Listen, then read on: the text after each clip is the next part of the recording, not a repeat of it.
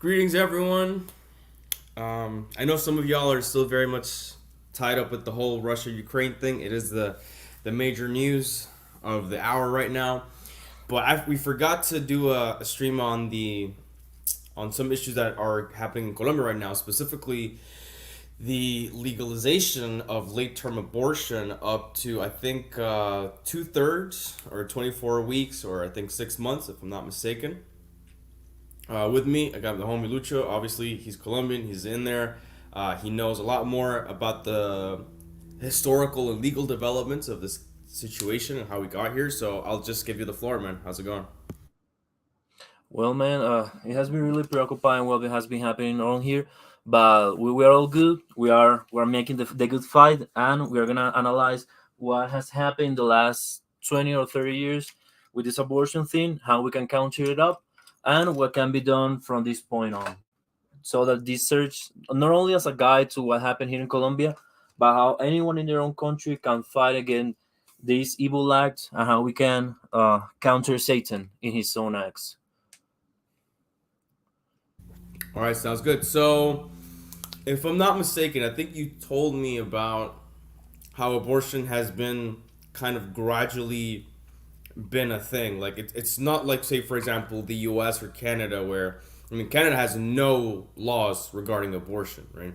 And in the U.S. it was the court case of Roe v. Wade, which effectively eliminated most abortion restrictions and bans from the stroke of a pen. So that was like almost like an immediate thing. But I think in Colombia it was a bit of a gradual thing, right? We didn't jump the Well, shark, so to speak. Well, it is very interesting because you will need to see developments that happened in 1970, because when we have our own criminal law in the criminal law code, which was given in 1970, abortion was prohibited without any circumstances. It was prohibited in any circumstances. Would it be rape? Would it be out of damage to the kid or damage to the pregnant woman or to the family? It was completely outlawed. So we were in a good strong position right there under the Constitution of 1886, which was a confessional constitution, a Catholic confessional constitution, and we had this legal support for that. Then came the changes that were happening in 1991. With the change of constitution, we became multicultural, we became multilingual, we became, uh, in a sense, multi-ideological, and we became open to the world. We became a secular republic. We were not confessional as we were in the past, and that became the entrance of, I would say, foreign interests into Colombian law, because in that point before there was like some kind of, I would say, entrance. There was some kind of influence on Colombian law, but it was not so hard as it became with the new constitution, right? Because the new constitution was made basically by liberals, by ex combatants of M19, which was a terrorist guerrilla, Marxist guerrilla, and with the Conservative Party mostly. So you would see that it was mostly a liberal and Marxist constitution, which would be correct. I have to correct you that the M19 movement is technically not Marxist, but a social democrat. It's quite similar to the Three Arrows movement in Germany. You know, when the Nazis were fighting the communists, there was also a third faction called the Three Arrows, and there were social democrats. So the M19 kind of resembles that a bit more. But sorry, yeah, Car, continue.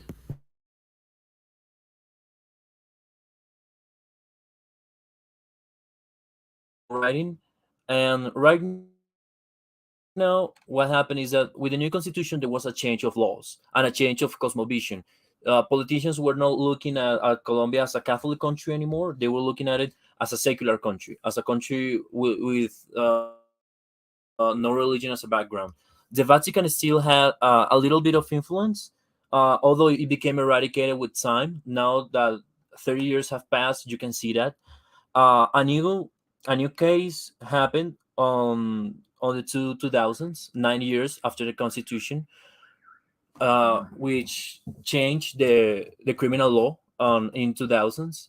It was a change in which abortion was still outlawed, but except in three cases. Those three cases were in case that the woman was raped, in case that the baby would have any kind of trouble, physical trouble, or in case that the women's life will be in danger, right? So a pregnant woman could go to a hospital, to a medical center, and if she could ask for any in these three cases for abortion, she could get it. And it was done under the penal code. It was done under um, under a lawsuit that was done by the Constitutional Court, which will be like the Supreme Court in the U.S. And this, the Constitutional Court on here, it controls everything. It controls all the national jurisprudence, the national laws, and it is a negative legislator in a sense that it is like the counterpart of the Congress.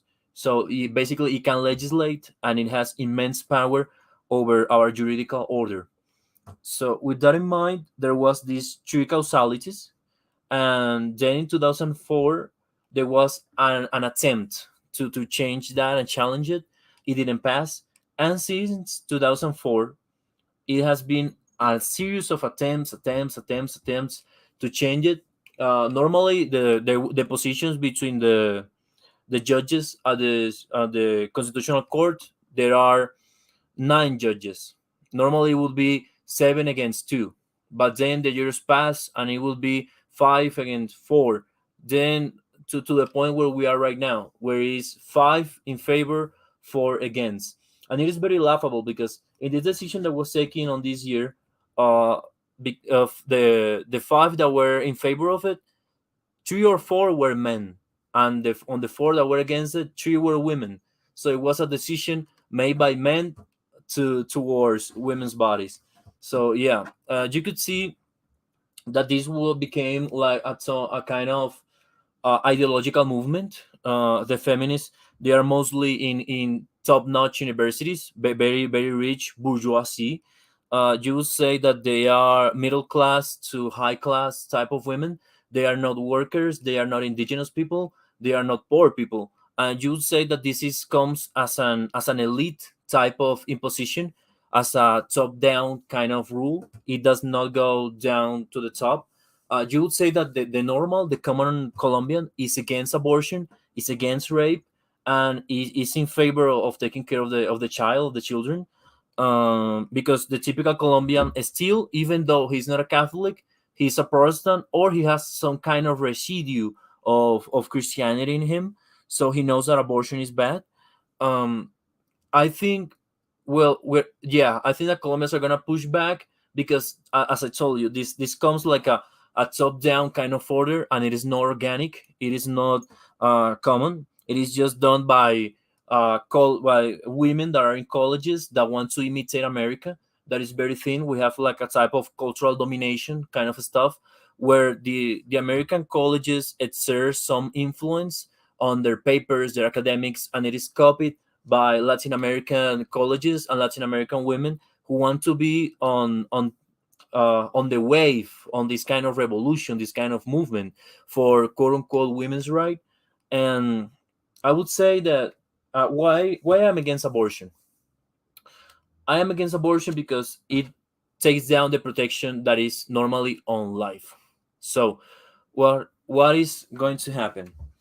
If you take the protection of life, life is the beginning of the economy, of work, life is the beginning of the human being. The human being is an image of Christ. So when you are going for abortion, you are attempting against work, against the economy, you are attempting against the image of Christ, you're attempting against the church, you're attempting against the natural order. Because if you have sex, the most natural thing to have is to have a kid. If it doesn't happen, it will be maybe because you're infertile or your woman is infertile or something of that kind of sorts. But the most common and natural thing when you have sex is to have children. You don't want children, then don't have sex. It is really easy. Like, it is not that hard.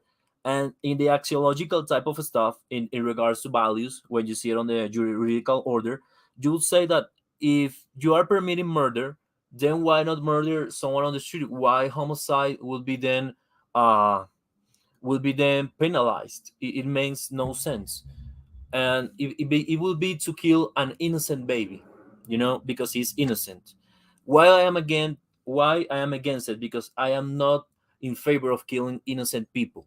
I think that there will must be a process. There must be some type of proof. There must be some type of judge. There must be some type of recognition that someone is doing something wrongly, and that's why it will be punished. So why, if in the case of a woman that gets raped, right?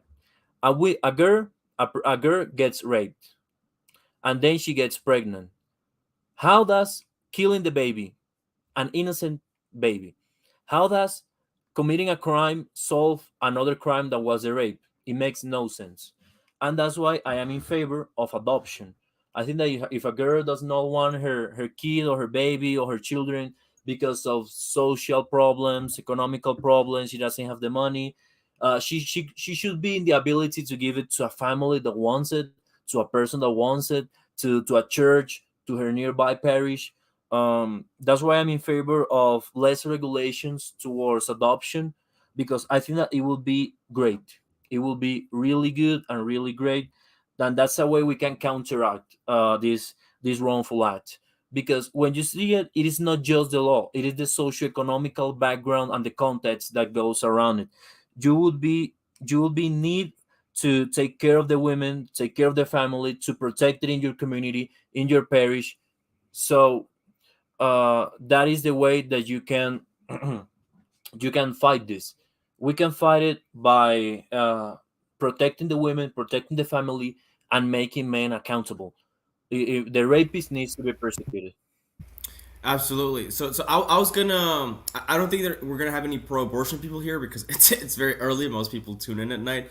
So I'm gonna play the devil's advocate, quite literally a devil's advocate. So the argument for the rape thing would be that, oh well, you wouldn't want someone to be the son or daughter of a rapist, you know. So that's kind of one of the arguments that they say. It's like, do you really want a child to grow up knowing that their father was a rapist? I don't know if you have anything to counter that. Well, I don't know. Some people are sons and daughters of politicians, and they don't feel ashamed. Like, man, what you say? Like, I don't know. That doesn't seem like an argument. Sounds very emotional and very type of response. But I would say you are not your parents. You are an individual person, and even though your parent may be a rapist, you can have the free choice to be a better person. If you want to know if that kid is gonna be a better person, you need to wait for him to grow. But if you kill him all the way, you don't give him the opportunity to be better and maybe to right the wrongs of his father. So I would say that. All right, makes sense. I think that's the only actual argument that I can kind of entertain and be like, okay, so there's an argument here because I think all the other ones are just they're really not arguments. So, the case of her body, her choice. Well, the thing is that the baby is not her body, and, Yeah, and, and, and the baby has different genetic components. The baby has a different blood type. The baby is literally a different organism. Yeah, it's housed in the woman's body, but it's not her body, right? We don't say that the fetus is literally another organ that the woman just develops. No, it's a whole different being, right? So now it's not like you taking away a tumor or just like removing an organ. No, it's like you are attempting against the life of something that is not you. That's something else. That's a different person, you know. And so that's why I that's actually the main reason why I have to oppose abortion because if the state has to exist, if we need to have a state, well, it has to have at least a couple of minimum components of for its existence, right? It has to have the courts, it has to have a border patrol, and it has to have security, right, to secure the citizenry against attempted murder. And so if you are of the line of thinking that fetus is a human being, right? So that human being, even though it's not born yet, it still has human rights, and one of those human rights is hopefully not being murdered. I don't know that's technically not a human right, but the state does have the duty to protect its citizens from murder, and so You know, and that's one of the things that when Trump went and talked against abortion, he was kind of pro earlier on. Later on, maybe he was trying to pander to his base, or maybe he was honest about it. But he said something like, "And we must penalize the woman too," which is almost never happens in any country. But if you follow the line of logic, that's kind of what you have to do, and it feels uncomfortable. I'm not sure if I would go there, but you know, if a woman is attempting against the life of someone, that is murder. You know, Yeah, indeed, indeed it is. And I would say that there is a component that some people don't look at it. Is it that this is like kind of eugenics, right? So it is the way in which the rich people get down and get rid of the poor people, because if a poor woman doesn't have doesn't have, I don't know, the resources or the capabilities to sustain his kid, what is she gonna do? She's gonna abort him. He's gonna kill him. And that is not a way in which you can reproduce your workforce. That is a way in which you can avoid these people from having a second generation, having a third generation, forming their own families and working for them. And some would say, oh, but she's poor, well, what happened in the past? Most people were poor, and they were poorer, and they were under uglier condition than you are and we are right now. We are maybe in one of the best economic developments and best economic situations in the human history, and people don't want to have kids. Like my grandpa used to live in the middle of nothing, and he managed to have 7 kids. And these people have a ton of money. They have their own cars, their jobs, they have everything, and they don't want to have kids. They just want to kill them. So what is going to happen? This is a form of class control. This is a form of controlling the poor people and of killing them, killing the innocent and the poor, because they don't see, they just see the law. They just don't see that women are poor, that they don't have support, and that most of the time they are always obligated or pressured by their families or by the weak boyfriends that are so stupid and they're so weak that they don't want to sustain her nor the family. This is what happens most of the yes, time. and that's the major issue. Now, look, I think I told you, I talked to you about this. I think this is God punishing us and humbling us for our mistakes, because we are actually literally living in the weak men create hard times part of the cycle. Because, and I don't want to get too personal on in my personal life, but I have noticed that in my family there have been weak men, and I've just noticed that they're weak men because, actually, no. Let's talk about this, as they say, a calzón quitado, but without moralizing, right? So my grandfather has 3 families, actually. He's got the main, and he's got the 2 side pieces, as they would say nowadays, right? So the main family is my dad's side of the family. He married my grandma. She's from the islands, right? So he was there, living in there for a while. He's from Antioquia, actually. He's from, I forgot where it was. Paisa. I think he was, yeah, from Caucasia, if I'm not mistaken. And so he left her, and then he went back to Antioquia and started another family. So I have half family all around Medellin, right? And then he left them, and then he went to Panama. He's in Panama right now, and as a matter of fact, he was still having kids by like the 90s. And basically, I have 2 aunties that I'm older than them. You know what I'm saying? So it's that kind of irresponsibility from the men. And again, I'm not going to blame my grandpa. Like, I'm not going to be like, you left daddy, grandpa. Lo que pasó, pasó, right? But that does set up the feminist argument of, you see these irresponsible men, they're deadbeats. They leave behind their women and stuff like that, and they make them suffer, and then they don't allow them to terminate a pregnancy that they didn't want, or that they didn't want to go through alone.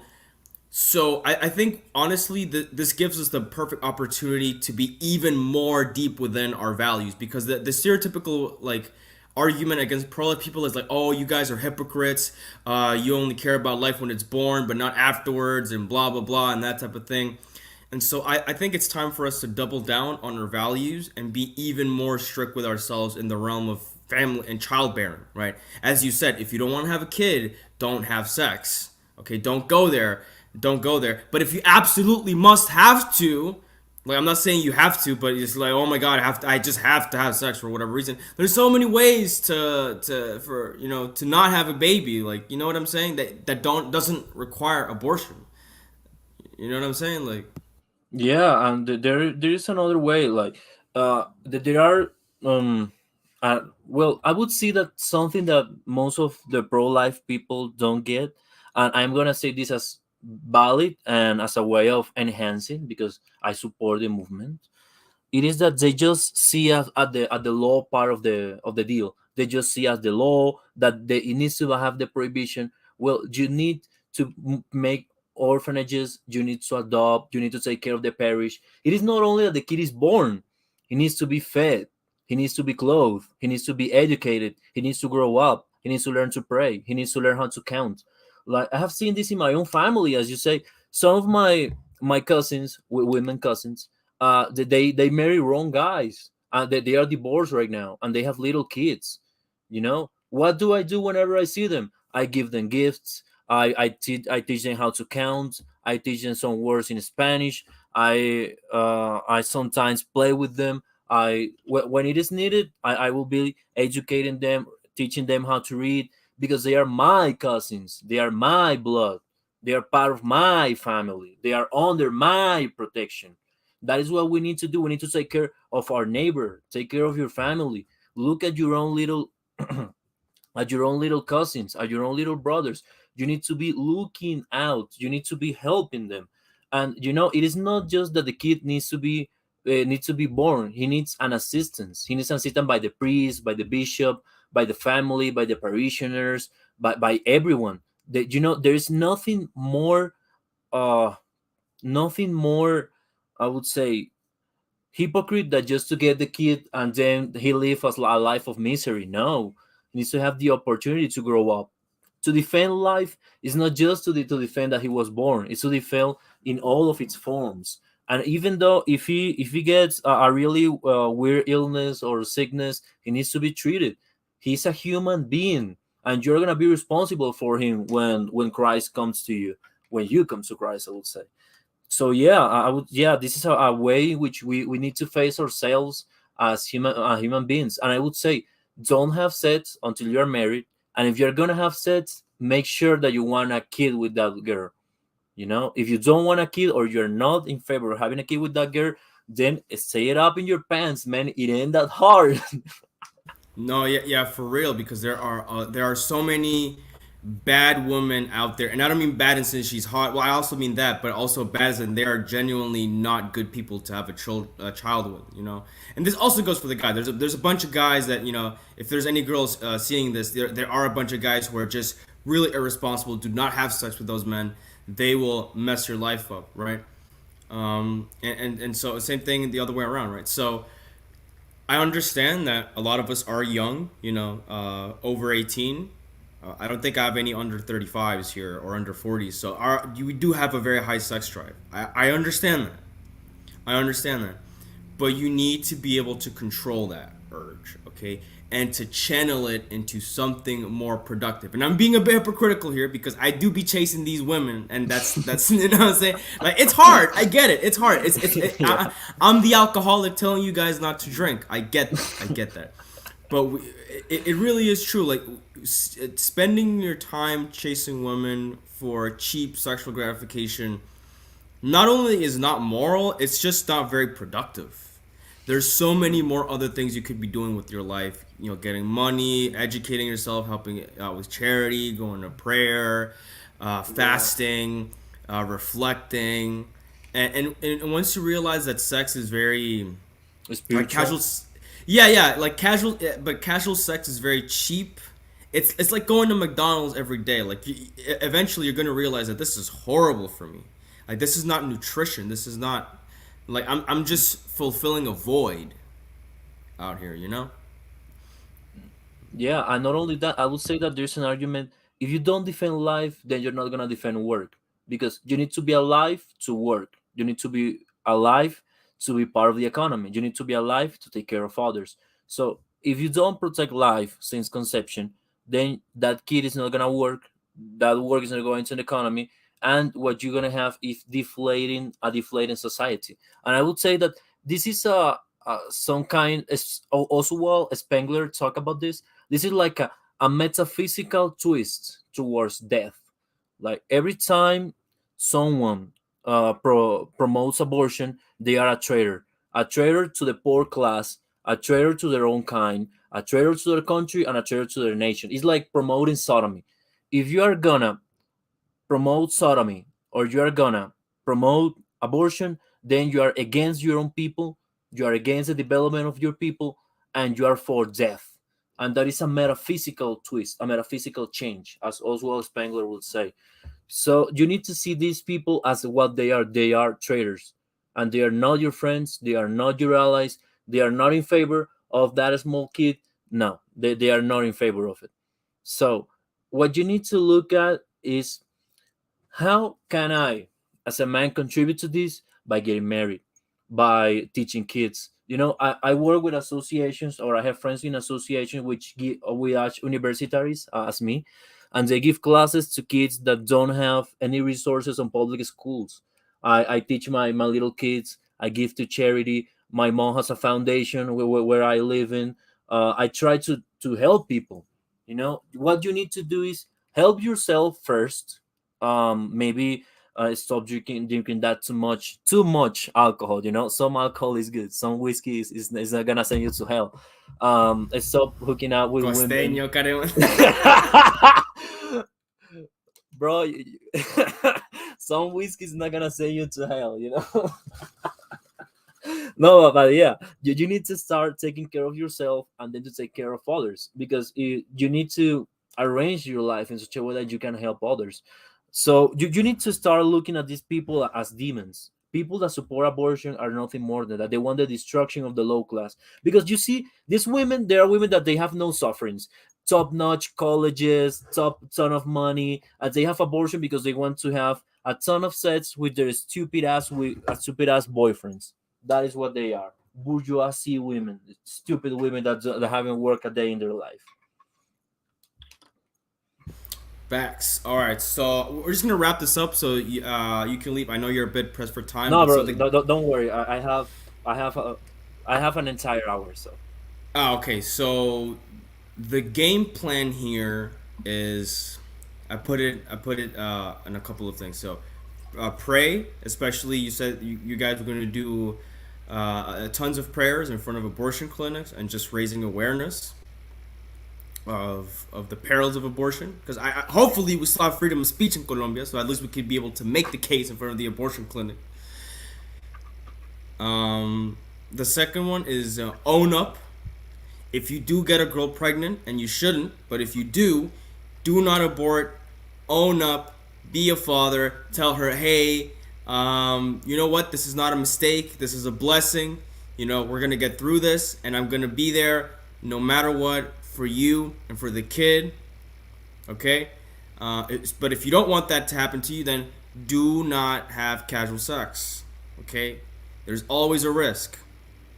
And the women you want to have sex with are probably the ones that are gonna be crazy and abort and not gonna be good for you at all. Okay. Because the hotter they are, the crazier they are. the hot crazy matrix. Hot crazy matrix. I'm telling y'all, we got to give y'all an education on that one. Okay. Um. Also, be the pro life person the pro abortion people want you to be, because they want you to be someone who's very charitable, cares about all life. Not just life in the womb.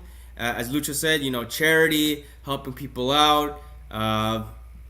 Especially the kids. And I'm telling y'all, like, it's so easy and cheap to help out the kids with education, mentoring, tutoring, leading by example. Kids love superheroes, and I don't mean Batman and Superman. I mean people who they can look up to, real life flesh and blood men that they can be like, wow, I want to be just like him when I grow up. Be that type of person that they can look up to, and because when kids don't have anyone to look up to, and when they don't have any like hope in their life, they grow up being suicidal and depressed and cynical. And we've all seen the stereotype of the Gen X, Kurt Cobain type, who just hates life in general because life dealt him a bad hand and he had no one to kind of talk to or look up to, take him away from the abyss. And so we have to be the strong men now. because we are in the hard times. And what does the cycle say? Hard times create strong men. So now we have to do, maybe sometimes do the things our fathers never did. You know. Now, thankfully, I had a good father, so God bless him. Some of you didn't probably, but so even if your father didn't make like a horrible mistake, there was probably some things that he did that you can fix. And if you didn't have a dad, then you're gonna have to be your own dad now, okay? And you're gonna have to be other people's dads, not just your own children, but you have to be able to be that pillar of the community. They can be like, oh, yo, that guy, man, he's amazing, and he overcame a fatherlessness and all that horrible teenage angst that comes with it when he was a teenager, and was able to guide himself, and I want to learn from him. It is time. Today is the time. God is calling us to be better men. And I would hate to live in any other time than this, because this is where real men are made. This is the hard times. This is the time to struggle. It's a spiritual struggle. Okay, Yeah. Lent is coming up, so we have a lot of things to think about, to reflect on. Where am I at right now? Where can I improve? Okay, how can I be better for my community and for myself and for God? There's so much stuff to do, guys. Don't get black pilled. Sorry, I got carried away.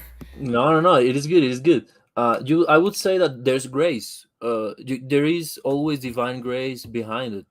Like, and not even you couldn't even breathe without God's help if it were up to you.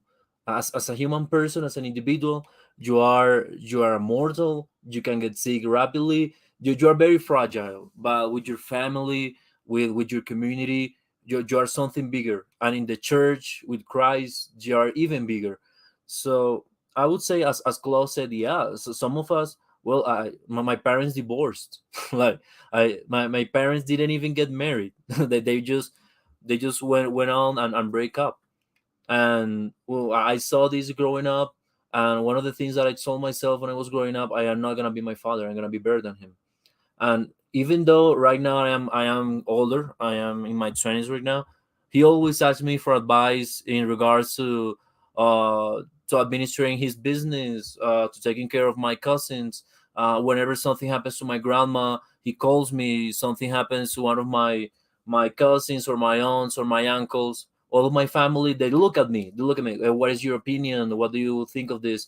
What are you doing? Because there is a sense of responsibility that comes with growing up. Like, people sense that you grew up. Some of my cousins, they are in their 30s or in their 40s. They don't have kids. They aren't married. They are just going around being drunk, and no one respects them, right? And I am in my 20s, and they have a huge deal of respect for what I say, for what I think, for what I do.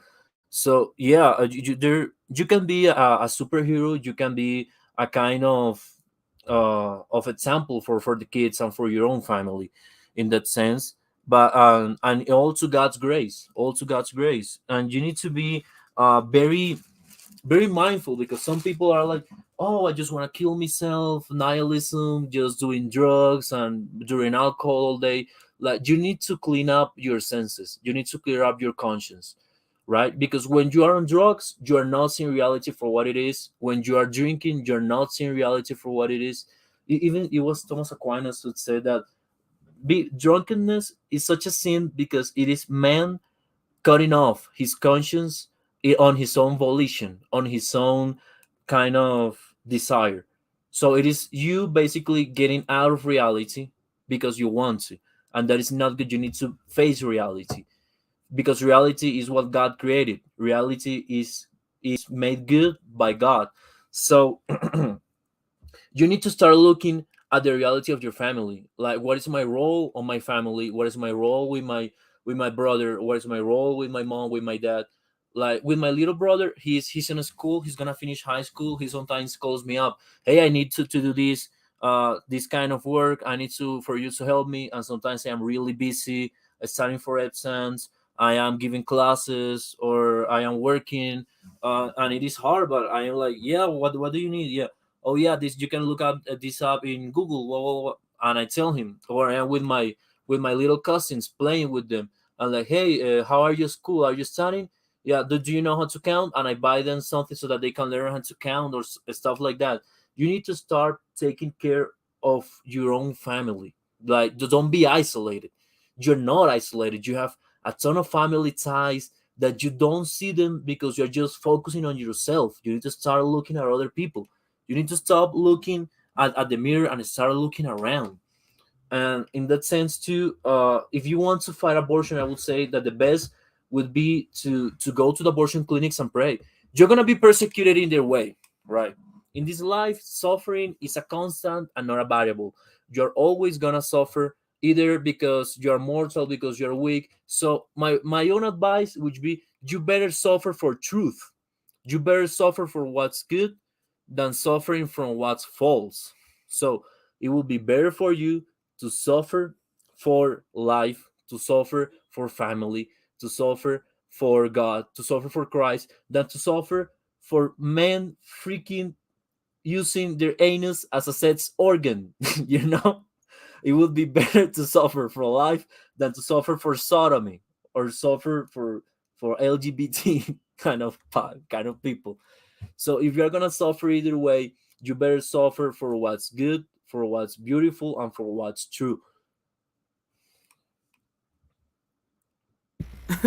So I think Safari says, "Nah, bro, get the mask of Molotovs in Minecraft."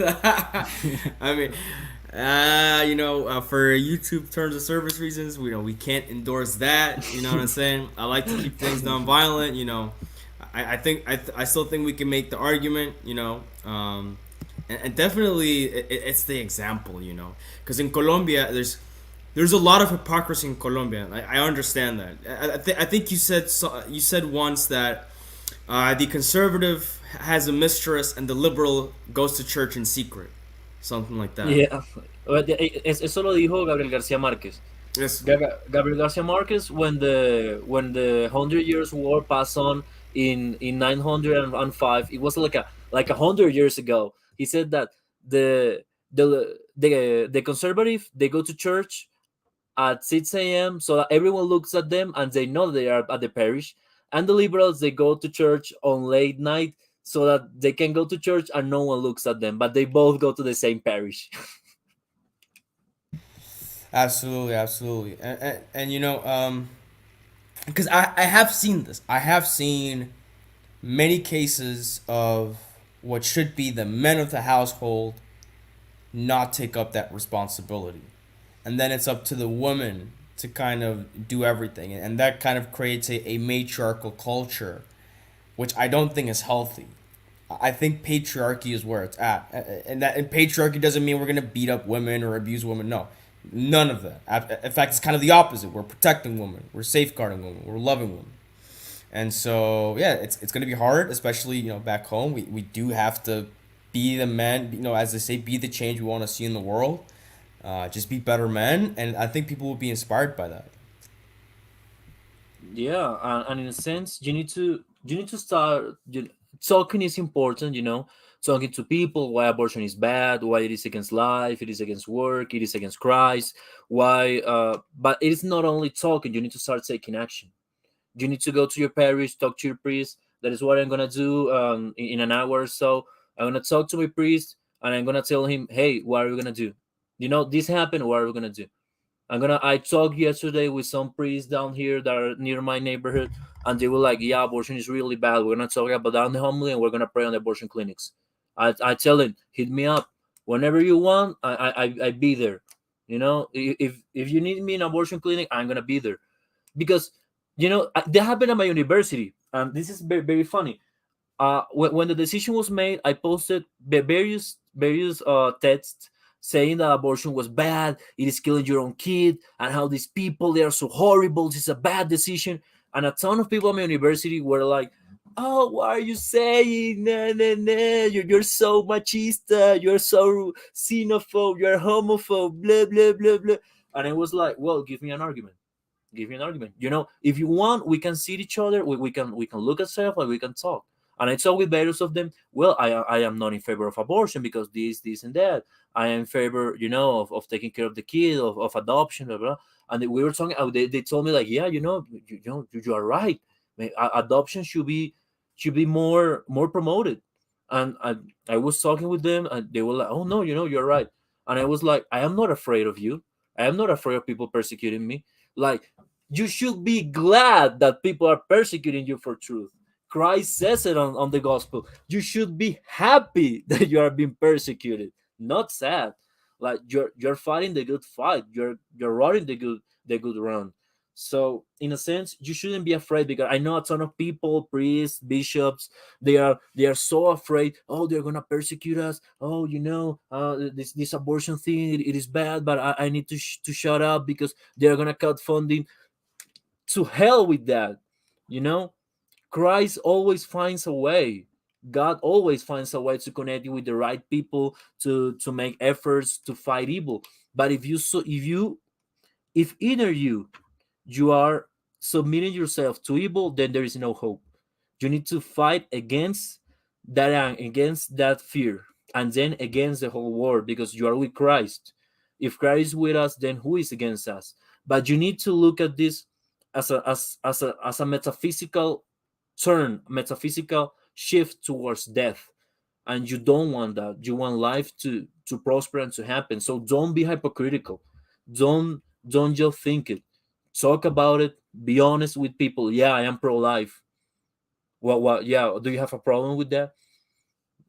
Yes, I support kids. I support adoption. Do you have a problem with that? You gotta be honest about this. Yeah, I go to abortion clinics to pray. Do you have a problem with that? And if someone doesn't want to be your friend because of that, then bye, bye. Like, I'm sorry. Like, you need to be honest about your own belief, about what you support. You need to be really straightforward. Stop being having fear. Like, bro, I better lose three friends than losing one of my little cousins. That's what it is, man. That's what it is. I think that's all I've got to say, really. I don't have any other comments other than that. We know you already explained how we came to this. We already gave out the arguments. Gave you guys what to do. Um, I don't know if you want to say anything else. Yeah, I would say, as a small conclusion, in America you have a very good organization against abortion, because you have been dealing with this for so long. But I've seen this and I have studied it very closely. Women normally they develop emotional distress, depression, alcoholism, addiction to drugs because of abortion. They never get to it, and sometimes they become really, really, really sad and they kill themselves. So I would say that this is not talked about. You need to show the devil the truth. You need to show these women what they're doing to their own lives, to their own kids, what they are doing to their families, and how they are basically giving a sacrifice to Moloch, the devil. This is sacrifice to the devil. They are killing their own kids for economic gain, because that is what most women do. They are basically making a deal, a pact with the devil when abortion is done. And this is not me going saying this out of the blue. This is very documented in any religious paper that you see. Even as a Muslim, as a Jew, as a Christian, as an Orthodox, as Catholic, everyone knows that this is a pact with the devil. It is so bad that everyone knows it is bad. So I would say, what are the steps that you want to take? First, get your life in order. Don't drink too much. Don't do drugs. Start taking responsibility. If you're studying, continue to study. Be a good student. Work. Uh, Second step, taking care of others. Take care of your own family, your family ties. Talk with your cousins, talk with your brothers, talk with your uncles, talk with your aunts. Start speaking to your grandma, to your grandpa. Rather than testing some weird or some people on Twitter, go call your grandma. She's gonna be so happy to hear you. Like, I do this every day, so she's really happy to know I am good. Um, then after that, take care of your family. Take care of your parents, take care of your brothers, take care of them. If they need something, be there for them. Four, start forming a community. Don't be isolated. Talk with your priest, talk with your bishop, go to the church, talk with other parishioners, pray with them. You need to start forming a community. You are not alone. Most of people think like you, because most of people are not insane. Abortion is insanity. It is not another way around. And when you have these community ties, these family ties, and when you have these this unity in your family, in your own with Christ, you will have the moral fiber, you will have the power given by God's grace to fight against it. Then you're gonna go to the abortion clinics, then you're gonna pray there, you're gonna take care of the kid, you're gonna have an adoption, you're gonna maybe connect people that want to have an adoption with the girl that wants to make the abortion. That's how you do it. That's how you start taking care of more and more and more and more. And when you see, you're gonna be doing God's work. So that will be my conclusion and my kind of step by step process to how to fight abortion as a person. If you want to unite to organization or to help another people, that is really good. You need to start forming yourselves up and connecting with people in other countries. If you want and can and have academic papers, have your own type of materials, archives to fight this, then this is good. Right now, even if you're on the internet, like I am kilometers away, countries away from close, and we are talking about this. You need to start taking care of stuff. In that way, you can fight evil. Fight evil. Evil is not real. Good is real. God is real. Evil is an appearance. Evil is a shadow. A shadow is always going out when light is on. Be the light. You gotta show Christ light. Be the light. You gotta fight evil with that. These women, they are normally really, really angry, and they are normally really, really weak and coward. I have seen in my university, I have seen everywhere. Whenever a man stands up and he's like, "Yeah, I'm in favor of life," any problem with that, they always go and they are cowards. So you need to take care of that. Start acting as if Christ is with you, because Christ is indeed with you. Amen, brother. Amen. I don't want to hold you any longer, so if you got nothing else to say, I think we're gonna wrap it up over here. Um, you guys know what to do. We gave you guys the game plan, so go ahead. Change the world, guys. Yeah, like if any of you wants to contact us, you can contact Klaus and you can keep in touch with me. I am more than available to help you out. And well, now I'm going to my parish. I'm gonna pray there, and we're gonna start working with some priests and bishops. So I hope you're all good, and God be with you. Un abrazo, papi. Dios les bendiga, se cuidan. You guys take care. Have a good weekend. Peace.